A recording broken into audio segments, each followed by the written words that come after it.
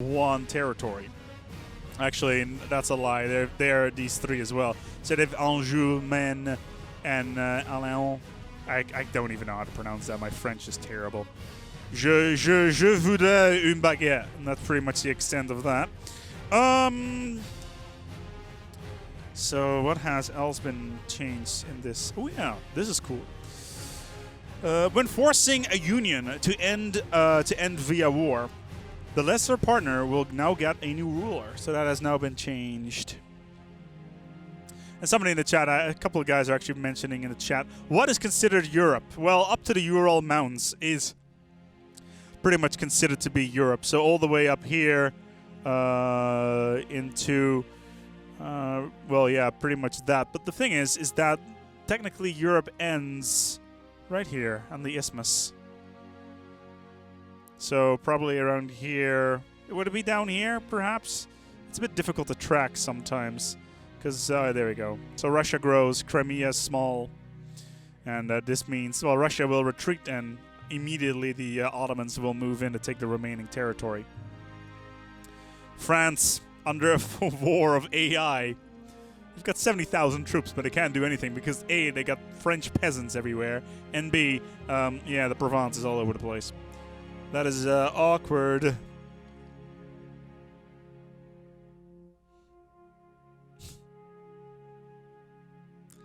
Very awkward indeed. It is, we have about 20 minutes of game time remaining.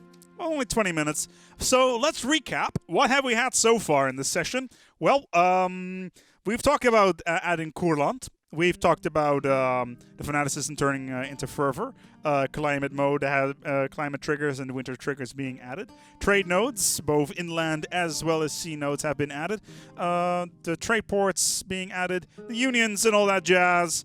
Holding down shift when clicking duration arrows for subsidies will now set to the min or maximum duration. So the maximum duration for subsidies is now 400 years, a minimal of 10 years. FYI. Policies have been tweaked significantly. For those people that weren't here last sessions, we added a new system called policies. Basically, if you have too many points that you have left, or if you want to focus on something in the short term, there's a couple of policies that you can click on. Basically saying, hey, I want this policy. Say our fleet is a wooden wall. I click it, and then for a little while, I'll get improved shipbuilding. Or if it's during war, I want a little bit better army recovery speed or better morale of navies. Then that's all possible. How do you get those? Well, you have to go and finish a couple of ideas. For instance, if I go back to the policies window, for the Merchant Shipping Act, I need trade ideas and naval ideas. So that's not available at the moment, as the Netherlands at the moment still needs to finish trade ideas to get access to those. However, what this does mean is that you have to focus your nation a little bit more. You can't be a guy that pretty much does everything, right? Jack of all trades, so to speak. So you can focus your nation a little bit better. Has Cyprus being 70% desert been fixed? No, it's actually still 68.1% desert. So yeah, I've never been to Cyprus, so maybe we'll have to pull out like a cartographer's map. I need to buy a new one anyway in the near future because Crimea is gonna have to move to a different territory.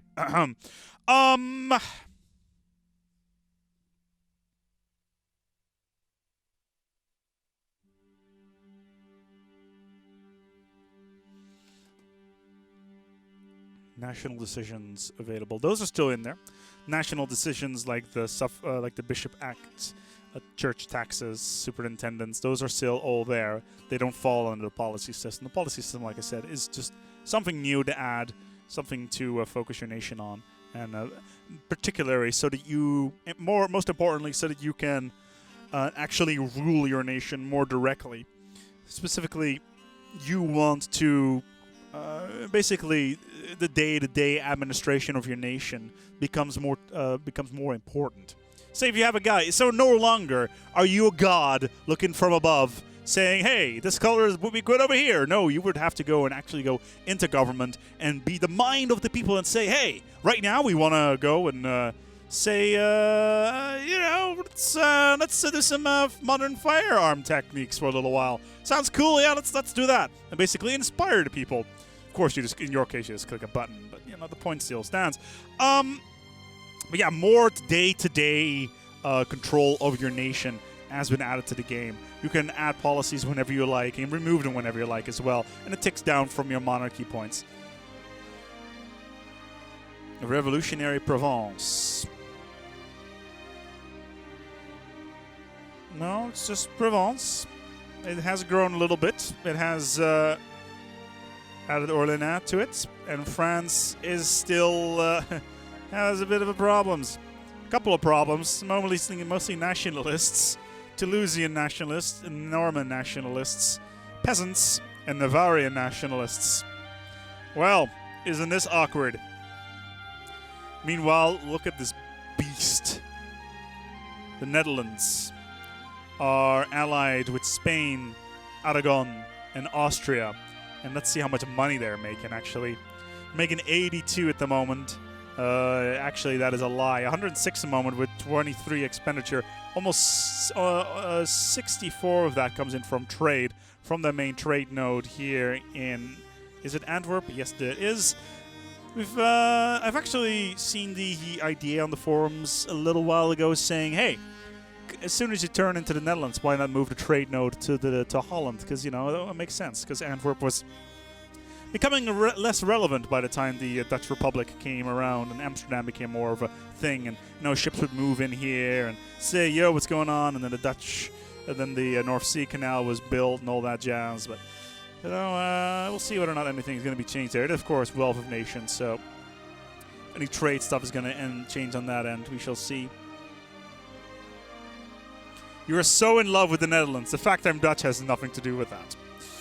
Brandenburg, in the meantime, sees Poland grow even larger.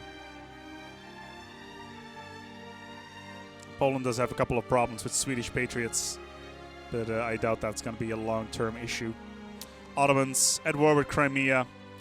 The Russians are standing by the borders, just twiddling their thumbs, saying, "Hey, Ottomans, what's going on?" Yeah, just casually invading Crimea. Just wait your turn there, Russia. You're already winning once. And soon we'll be done, and we'll take a little chunk away there again. But Crimea is going to come in back from vacation. It's going to like, what the hell happened here? Why can't I just do that? But Crimea also being invaded by... Actually, no, not being invaded by anything, because those are Crimean peasants. It looks like somebody wants to join us. Okay, so we actually have somebody ready for the sofa here. I'm just going to mute this microphone and open the other one. Please take a seat. Hold on. You're not live on the mic just yet. Now you are live on the mic. Whoa, that is a little bit different than usual. Hello there, Groogy. What's going on? That war. That was the war to end all wars. There was two of them. Well, basically it was the entire world against HRE. We just had to prioritize who could we kill the fastest. Mm-hmm. So basically what happened there was you had three fronts. You had the Russian front, or at least the cold countries front, the French front. The French front and the Muslims. Yes. So and the Dutch jumped in for a little while as well. Yeah, but they got wiped. I saw that. And now they're a glorious part of the HRE again, I see. Yes. We kind of too kind. The Empire is too kind on trespassers. But at least France is dead, and I can grow. I've grown a lot thanks to this war. Mm-hmm. Yeah, I noticed. I'm just waiting to be able to push everything in to the Empire, so it actually becomes part of the Empire. Yeah, you actually managed to take quite a bit of territory from Savoy. I'm taking Provence right now. Mm-hmm. Provence can't do anything, so... Are they... Well, Provence has decided to go to war with France. That was the best part. Immediately afterwards, you just see Provence declare war on France, and just gobble up. It's like the AI is just like, I'll take some of this, I'll take some of that, and you're going to be like, that's fine, don't worry, I'll take some of that later. I wanted actually to integrate him, but last session he became a Doge instead, so I can't actually integrate a Doge? Yeah, so I can't royal marriage and vassalize and so on. Ah, okay. So I'm gonna do it forcefully instead. That sounds like a grand idea. Can you tell me something more about why people in the chat have been wondering why are the Muslim nations allowed to take over Crimea? Because Crimea isn't playing anymore because he's on vacation. So they took But I thought we had a rule of people gone no longer allowed to. Yeah, but he's been gone 2 weeks now, I think. Okay, so as soon as the 2-week barrier goes by, it's like whatever. Yeah. Basically, and Ottomans wanted to grow, he gets to grow. Though I'm starting to feel quite isolated there in the Black Sea of Ottoman. Yeah, I saw that. That was Greece for a little while, wasn't it? Yeah, I needed to keep one vessel for the Empire's sake, so I had Greece. Very topical. Yeah. In the meantime, though, the Netherlands has grown like a growth. Yeah, and I'm happy because he's my reformed brother. Of course. So I'm the defender of the faith for the Reformed. Yeah, if you take a look here at the map mode here for Reformed, the Hanseatic League, the Dutch, and the Aragonians are. Yeah. Exactly, and Venice. And the Venetians as well? Yes. Oh, wow. So tell me more about this territory you want so badly. Well, the previous player of Mamluks didn't actually went back on our deal, and then I had to. Alright, fuck it. Eventually I might attack him in order to get it, but... With the Mamelukes. Yeah, but that's far in the future. It's not like something I can actually contemplate to actually do now. Maybe you can get the HRE behind you to do something. Well, since the Ottomans and the Mughals attacked us, that's not even gonna be hard. Well, the Mughals, they do have an infinite amount of troops, really. And they're so Western. Poland. Sorry? Poland also has a lot of manpower. Let's take a look here at Poland. Poland. I mean, the entire war against France was fought 175,000 troops of manpower. Yeah. That is ridiculous. Yeah, and we have also me, Venice, and Hansa as money banks. I'm still subsidizing Poland for the war effort. Mm-hmm. And and the Hansa and the Netherlands are pretty much bankrolling the entire HRE at the moment. So that's cool. Yeah. So. The Empire above else, the Empire shall prevail, the Empire shall be stronger. Sounds good. Yeah.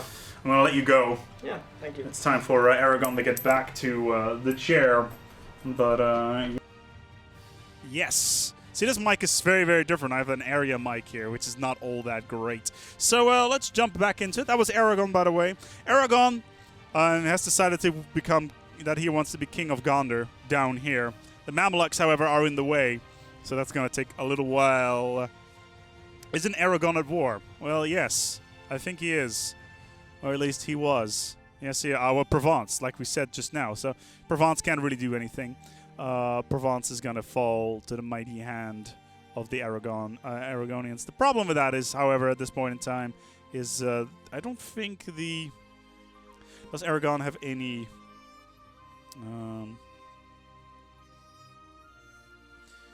Are they allowed to move through? Corsica is a vassal, Siena is a vassal, and Tuscany is a vassal. And they are allowed to... And they have no military access, which is why they haven't attacked there yet. So that is the main reason for that. Sean is played by a human. Yes, indeed it is played by a human. So Roger, he's our new guy. He's one of our new coders. He's a cool dude, and my god... Ming has grown a little bit, taken over all of this territory, taken over Lanang. Malaya has almost westernized. Is it almost that time? Should have been western. Yes, they are western now. And they will grow very, very quickly now and be able to colonize significant swaths of territory here. We've got quite a lot of territory to fill. And look, it's Australia. Australia is now a colonial region. Colonial Australia. Isn't that awesome?